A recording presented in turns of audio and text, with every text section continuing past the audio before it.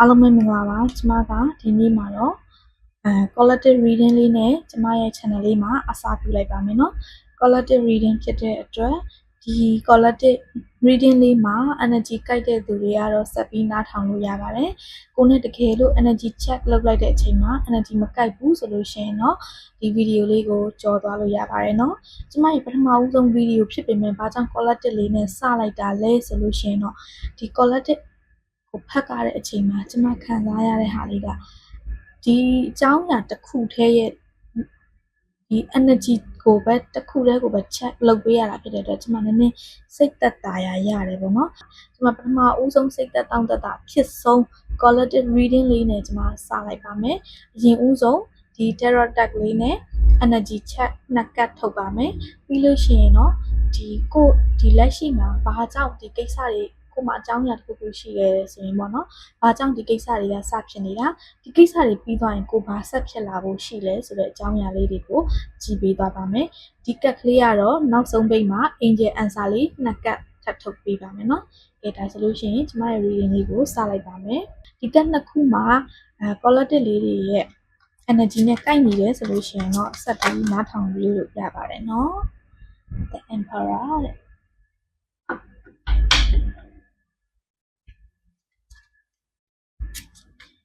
တချို့ကတ်ကျမတက်ကလေးတွေကိုအရင်ဦးဆုံးမလန်သွားဘူးဆိုရင်ပေါ့နော်ကျမအရင်ဦးဆုံးကြည့်ပြီးတော့မှဖွင့်လိုက်ပါမယ်နော်โอเคပါမနော်လန်သွားပါပဲကွယ်ထားလိုက်โอเคဒီမှာ energy check လေးအရင်ပြောပြပေးပါမယ်နော် energy check ပြရဆိုလို့ရှိရင်အခုကျမရဲ့collective လေးရဲ့ energy ကလေဘယ်လိုပုံစံမျိုးလဲဆိုတော့သူ့ရဲ့ပုံစံကလုံးဝ protective energy strong ဖြစ်တယ်เนาะ strong ဖြစ်တယ်ပြီးလို့ရှိရင်လွှမ်းမိုးနိုင်တယ်လူတယောက်ပေါ်မှာလေဒီလွှမ်းမိုးမှုတက်ခံအားကောင်းတယ်ပေါ့เนาะပြောရလို့ရှိရင်သူ့ရဲ့power ကမြင့်တယ်ပေါ့ကွယ်ဒီလားကိုယ့်ရဲ့ပတ်ဝန်းကျင်မှာတော့၎င်းမြင့်တယ်ဒါပေမဲ့ခုကိုယ့်ရဲ့စိတ်ထဲမှာဘာတွေဖြစ်နေလဲဒီလိုမျိုး power energy မျိုးရှိနေတယ်ဆိုပင်တော့ညာလဲဒီမှာထူတော့ source energy နဲ့အခုလောလောဆယ်မှာဝေခွဲမရနိုင်ဖြစ်နေတဲ့ကိစ္စတွေပေါ့နော်နှစ်လမ်းဖြစ်နေတာနှစ်ခုဖြစ်နေတာရွေးချယ်ရခက်နေတာကိုကတော့ဒီမှာဓာတ်နှစ်ခုလုံးကိုကင်ထားတယ်ကွယ်ဒီကရေးရဲ့အကြောင်းရယ်ကိုကတစ်ခုဖြည့်ရှင်းရတော့မယ်ဆိုလို့ရှိရင်ကိုအရန်အစင်းလောက်ထားတယ်ဒါပေမဲ့ခုမှကမမြင်နိုင်စွမ်းမရှိနေဘူးကိုဘယ်ဟာကိုရွေးချယ်ရမလဲကိုဘယ်လမ်းကိုသွားရမလဲဆိုတဲ့ကိစ္စပေါ့နော်ငွေရေးကြေးပေါ်တော့၎င်းခြေရေးပိုင်းတော့၎င်းစသဖြင့်ပေါ့နော်ဘယ်ကိစ္စမှာဖြစ်လာမလဲဆိုတာကတော့ကျမရဲ့နောက် reading လေးမှာဆက်ပြီးတော့ကြည့်ပေးပါဒီဟာလေး energy check ပြီးရင်ဆက်ပြီးတော့ကြည့်မယ် reading လေးမှာဆက်ကြည့်ပေးပါခုလောလောဆယ်မှာတော့ဒီလို energy မျိုး protected လိုမျိုးလည်းဖြစ်တယ်ပြီးလို့ရှိရင်ကိုယ်တိုင်ကလည်းအမြဲတမ်းဆုံးဖြတ်ချက်ချတဲ့အခါမှာတိကျသေးချာပြတ်သားတဲ့လူမျိုးကွယ်ဒီလားဒီလိုလူမျိုး emperor energy နဲ့ရှိနေတဲ့သူမျိုးမှာဒီလိုမျိုးအခက်ခဲနှစ်ခါပြန်လောက်ရတဲ့ကိစ္စတွေနှစ်ခုရွေးချယ်ရတဲ့ကိစ္စတွေအဝေခွဲမရနိုင်ဘူးကိုမမြင်နိုင်ဘူးပေါ့နော်ကိုပေါ်ကောင်းတာလားဆိုးတာလားဆိုတာအဲ့လိုမျိုးအခြေအနေမျိုးမှာကြုံတွေ့နေရတယ်လို့ဒီကျမ energy check မှာပြရတယ်ပေါ့နော်။ကဲဒါဆိုလို့ရှိရင်ဒီ energy check တဲ့ကတ်ကလေးကိုကျမဘေးလေးနဲ့ကတ်ထားလိုက်မယ်ပေါ့နော်။ဒီကျမရဲ့ collective လေးတွေအတွက်ကျမမရွေးတော့ဘူးဒီ shuffle လုပ်တဲ့ဟာမှာကျမကတ်ကိုတစ်ခါလေးထုတ်လိုက်ပါမယ်နော်။ခုံကျလာတဲ့ဟာထက်နည်းနည်းလေးကျမရဲ့ energy နဲ့ okay Queen of Pentacles Oh my god what is this the magician okay ဒီလို energy မျိုးဘာကြောင့်ဖြစ်လာရမလဲဒီလို energy မျိုးဘာကြောင့်ဖြစ်လာရမလဲကိုယ်စီမှာဒီလို energy မျိုးဘာကြောင့် collective လေးတွေစီမှာကြုံတွေ့လာရပါတယ်လေဒ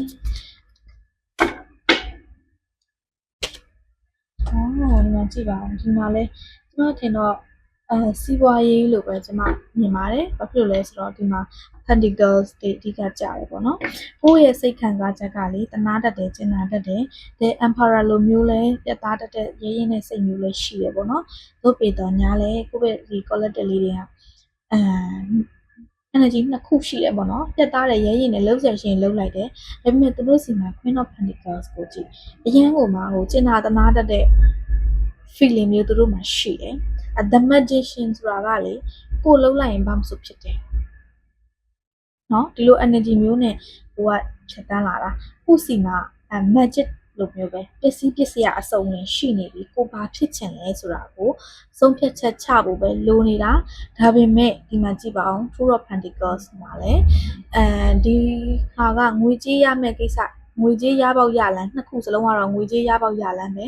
ဒါပေမဲ့ဘယ်ဟာကပိုပြီးကိုယ့်အတွက်အကျိုးဖြစ်စေရလဲဘယ်ဟာကပိုပြီးသူတစ်ပါးအတွက်ကိုယ့်အတွက်ပရဟိတအတ္တဟိတနှစ်ခုစလုံးကိုကြည့်ရတယ်လीနော်အဲ့တော့ဘယ်ဟာကကိုယ့်အတွက်ပိုပြီးအဆင်ပြေလဲဘယ်ဟာကတော့ပိုရွေးချယ်တင်လဲမရွေးချယ်တင်လဲဆိုတာကိုစဉ်းစားရမယ့်အခြေအနေပေါ့နော်ဒီလိုမျိုးတွေကြောင့်ပြီးရင်ဒီမှာကြည့်ပါအောင်လှေတိုင်းနေကြတဲ့မှာဒီမှာသင်္ဘောလေးနှစ်စင်း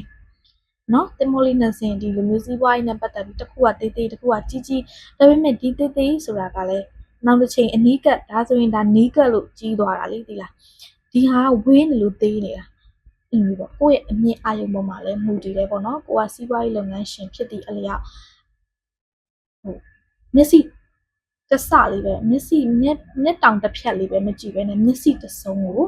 ကြည့်ပြီးတော့ရွေးချယ်ဆုံးဖြတ်ပါလို့ကလေးတွေကတော့ပြောနေရပါတော့ဒီလို energy မျိုးဖြစ်ပေါ်လာတယ်ဆိုတာကကိုယ့်ရဲ့စီးပွားရေးလုပ်ငန်းကြောင်းလို့ကျွန်မထင်ပါတယ်ကိုယ်တိုင်ကလုံနိုင်ကိုင်းနိုင်တဲ့အခွင့်အရေးတွေရှိနေပြီကိုယ့်ရဲ့စိတ်ကလေးကလည်းခါလေးကြလို့ရှိရင်ကိုယ်လာပြီးတော့အလုတ်ကန်းလန်းလာတဲ့သူက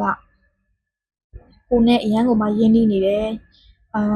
ငင်းရခက်ပြောရခက်အဲ့ဒီလိုမျိုးပေါ့လက်ခံရခက်ငင်းရခက်ဒီလိုအခြေအနေမျိုးလေးတွေများဖြစ်နေမလားပေါ့နော်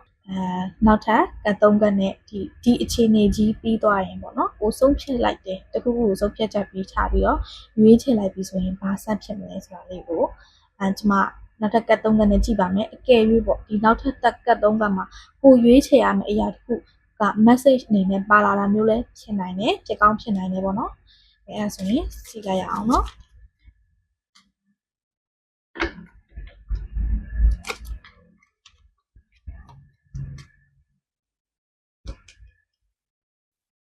ကျွန်မဒီကတ်ကတော့ပြလို့မရဘူးပေါ့နော် The Devil ဆိုတဲ့ကတ်လေးကြားတယ် Okay နောက်ထပ်တစ်ကတ်ဆက်ပြီးတော့ကြည့်ပါမယ် The Devil ဆိုတဲ့ကတ်ကိုပြီးလို့ရှင်ကျွန်မသူ့ရဲ့အဓိပ္ပာယ်လေးနဲ့ပုံစံလေးကိုကျွန်မရှင်းပြပေးပါမယ်နော်အနေလေးသူရဲ့ကြတော့လေသူဒီထဲမှာပါတဲ့လူတွေရဲ့ပုံစံတစ်ခါတချို့ကတ်တွေမှာဆိုလို့ရှိရင်အဝတ်စားတွေပါလေသူကမထည့်ထားဘူးအဲ့ဒါကြောင့်မို့လို့ပါနော် Okay နောက်ထပ်တစ်ကတ်ကိုကြည့်လိုက်ပါမယ် Okay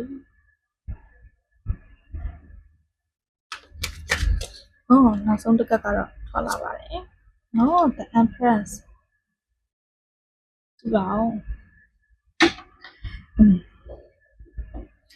ဒီမှာလေ The Devil ဆိုတဲ့ကတ်ရဲ့အဓိပ္ပာယ်ကလေ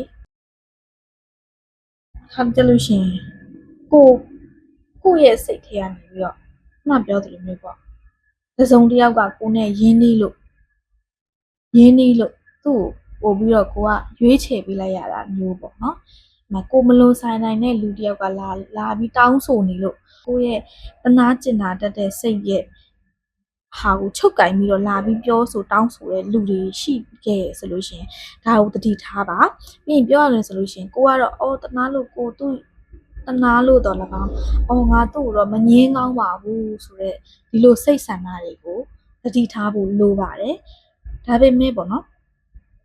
မကောင်းဘူးလို့ကိုကလည်းကိုယ့်ရဲ့စိတ်ကလည်းပြောနေတယ်ဒါကိုကသတိမထားဘဲနဲ့ရှေ့ဆက်တိုးပြီးတော့သူကတော့ငါမငင်းကောင်းပါဘူးဒီဟာလေးတစ်ခုတော့ငါလှုပ်လိုက်ပါမယ်ဆိုလို့ရှိရင်ဒီအဖြေကနှစ်ခုဖြစ်တိုင်းတယ်နော်တကယ်လို့ပေါ့ကိုကဟုတ်ပြီကိုယ့်ရဲ့စိတ်ကမငင်းလိုက်ဘူးပြထားလိုက်ပါတော့ဒီပစ္စည်းကိုလုပ်ငန်းကိုင်ငန်းအတွက်ပစ္စည်းတစ်ခုခုလာရောက်နေတယ်ပေါ့ဒီပစ္စည်းကကိုကတိတ်မကောင်းဘူးမှသိတယ်ဒါပေမဲ့မငင်းကောင်းပါဘူးလေကိုကဝယ်လိုက်တယ်ထားနော်ကိုလည်းနောက်ထပ်တစ်ယောက်ကလာရောက်နေဒါပေမဲ့ဒီ quality အရန်ကောင်းတယ်ဒါပေမဲ့သူ့ရှေ့မှာတစ်ယောက်ကဝယ်ပြီးသွားပြီဖြစ်တဲ့အတွက်ကိုက quality ကောင်းတစ်ခုကိုဆွန့်လွတ်လိုက်ရတယ်အဲ့ချိန်မှာပါလဲဆိုတော့အဓိကသိချင်ပြောချင်တာကဒီမှာ Pentacles Seven of Pentacles ကတ်ဆိုတာကလေကိုစိုက်ပြိုးထားတဲ့အသီးနှံတွေကိုကိုပြန်လဲရိတ်သိမ်းရတဲ့ကတ်ပါကိုကောင်းတာကိုရဲ့စိတ်ဆန္ဒအလျောက်လိုက်ရောပေးလိုက်ပြီးတော့ရွေးချယ်လိုက်တဲ့ဟာမှာကိုပြန်ရုပ်သိမ်းရမှာကိုပြန်ရိတ်သိမ်းရမှာကနောင်တနော်ဒီလိုမဟုတ်ဘဲနဲ့ကိုကတော့ကဲဒီပစ္စည်းလေးကတော့ဒါပစ္စည်းတစ်ခုနဲ့ဥပမာထားပြောပေးတာနော် quality မကောင်းမှန်းသိနေတဲ့အတွက်စကားလုံးအလှလေးတွေနဲ့ညင်းလိုက်ပါနော်ညင်းလို့ရတဲ့အခြေအနေမျိုးဆိုညင်းလိုက်ပါလားပေါ့နော်ကိုယ့်ရဲ့အားနာတတ်တဲ့စိတ်ကိုယ့်ရဲ့တနာတတ်တဲ့စိတ်ကိုအခွင့်ကောင်းယူတယ်လို့ခံစားရရင်ပေါ့လေညင်းလိုက်ပါနော်လူတစ်ယောက်နဲ့တစ်ယောက် energy မတူတာဖြစ်တဲ့အတွက်ကိုယ့်ကိုလာပြီးတော့ကိုယ့်စီရောက်လာတဲ့အကြောင်းအရာကတကယ်အစစ်အမှန်ဟုတ်မဟုတ်ဆိုတာတော့ကိုယ်ကိုယ်တိုင်ဆုံးဖြတ်မှရမယ်ဘာဖြစ်လို့လဲဆိုတော့ကိုယ်ကိုယ်တိုင်က the emperor energy လိုမျိုးစဉ်းစားဆင်ခြင်နိုင်သောအပြည့်ရှိတယ်ဆုံးဖြတ်နိုင်သောအပြည့်ရှိတယ်နော်အဲအကြောင်းမို့လို့အရင်ကြီးစိတ်တော့ကမရောက်ပါနဲ့ကိုယ့်ကိုယုံကြည်မှုထားပါငါဆုံးဖြတ်လိုက်တာဟာမှန်ကန်တယ်ငါဆုံးဖြတ်လိုက်တာဟာဒါလှုပ်တင်လို့လှုပ်ထိုက်လို့ငါလှုပ်လိုက်တယ်ဆိုတဲ့ကိစ္စကိုကိုဆုံးဖြတ်လိုက်ပါအဲ့ဒါမျိုးဆိုရင်တော့ကိုရိတ်သိမ်းရမယ်ကိုစိတ်ထဲကနေပြီးတော့မှကိုစိုက်ပြိုးထားတဲ့အရာတွေကိုကိုလက်ကနေထွက်လာတဲ့ကိုစိုက်ပြိုးလိုက်တဲ့အရာတွေရဲ့အကျိုးဆက်ကိုခံစားရမှာပဲဖြစ်ပါတယ်။ကောင်းတဲ့အရာတွေဆိုရင်ပို့ပြီးတော့ကောင်းတဲ့အကျိုးဆက်တွေခံစားရမှာပေါ့နော်။ဒါကတော့ collective လေးတွေရဲ့ energy ဖြစ်ပါတယ်။ကျွန်မက collective လေးတွေမိကုန်းလေးတစ်ခုစိတ်ထဲကနေမေးထားလို့ရပါတယ်နော်။ကိုမေးလို့ရပါတယ်။ကျွန်မဒါလေးကတ်လေး shuffle လုပ်နေတဲ့အချိန်မှာ collective လေးတွေမိကုန်းလေးစင်နေရှိရင်ကိုယ်စိတ်ထဲကသိကျင်တဲ့မိကုန်းလေးရှိရင်မေးထားပါ။ဒီ angel answer card လေးနဲ့ကျွန်မအဖြေလေးပြောပြပါမယ်နော်တေးသေးချာရှင်းလင်းသိကျင်တာတော့၎င်းတစ်ခုပေါ့နော်မိထားပါဒီမှာနှစ်ကတ်အခြေအနေအကြောင်းအရာလေးတစ်ခုကိုပြည့်စုံအောင်နှစ်ကတ်ထုတ်ပေးပါမယ်โอเคပါဒီမှာကြည့်ပါ within the next few weeks ရနော်ဒီအခြေအနေတွေကလွန်မြောက်တော့မှာပါရက်တစ်ပတ်အနေနဲ့အတွင်းလေးမှာလွန်မြောက်တော့မယ်လို့ပြောနေပါတယ်နောက်ထပ် confirmation ကတ်ကလေး answer လေးတစ်ခုချက်ပြီးတော့ပြောပါမယ်နော်ဒါကတစ်ခုပေါ့မေးစရာရှိတာလေးကိုယ်စိတ်ထဲကမေးလာတဲ့အကြောင်းအရာလေးကဒီအတော်တွင်းမှာဖြစ်လာမယ်သို့မဟုတ်ဒီအတော်တွင်းမှာအပြီးတက်သွားမယ်နော်โอเคအင်ဂျင်လေးတွေကတ်တစ်ခုလောက်ထုတ်ပေးပါထွက်လာပါပြီ compromise ကြည့်ပါအောင် compromise လို့လည်းပြထားတယ်ဒီမျိုးသမီးလေးကကင်ထားတာပါလေးပါပဲချိန်ဝင်လေးလို့ပဲเนาะဟုတ်တယ်เนาะချိန်ဝင်လေးလို့ချိန်ဝင်လေးဟုတ်တယ်ချိန်ဝင်လေးညံ့တလေးတွေးတော့လိုက်တာเนาะ compromise ကဲမှာနှစ်ခုနှစ်လမ်းနေเนาะတွေ့နေရเนาะအဲ့တော့ဒီမှာ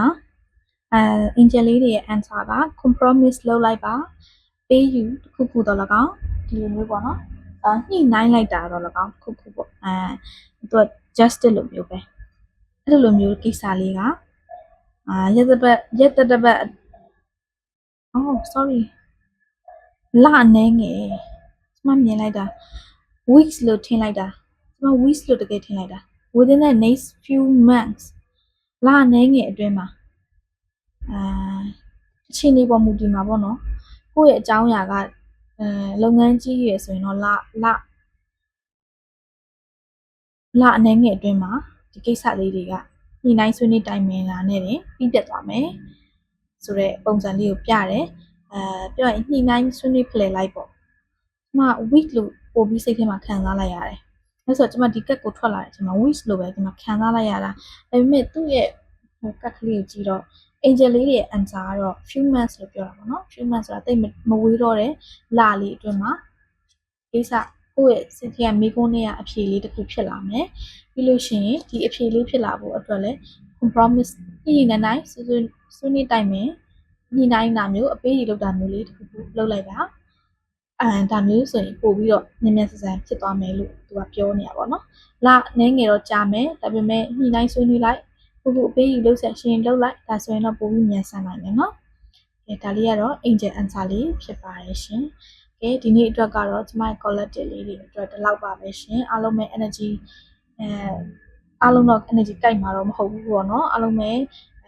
ခက်ခဲနေတဲ့အခက်ခဲလေးတွေကနေအမြန်ဆုံးပြည်လဲကောင်းမွန်လာကြပါစေလို့ကျွန်မဆုမွန်ကောင်းတောင်းရင်းနဲ့ကျွန်မရဲ့ reading ဒီနေ့ရဲ့ပထမဦးဆုံး reading လေးကိုဒီမှာပဲအဆုံးသတ်လိုက်ပါတယ်အားလုံးပဲကျေးဇူးတင်ပါတယ်နော်ကျွန်မရဲ့ reading လေးကိုကျွန်မရဲ့ဒီ tarot လေးတွေကိုအမြဲတစေတစိုက်နားထောင်မှုအတွက်ကျွန်မရဲ့ channel လေးကိုလည်း follow subscribe လေးတွေလုပ်ထားပေးပါအောင်နော်အားလုံးပဲကျေးဇူးတင်ပါတယ်ရှင်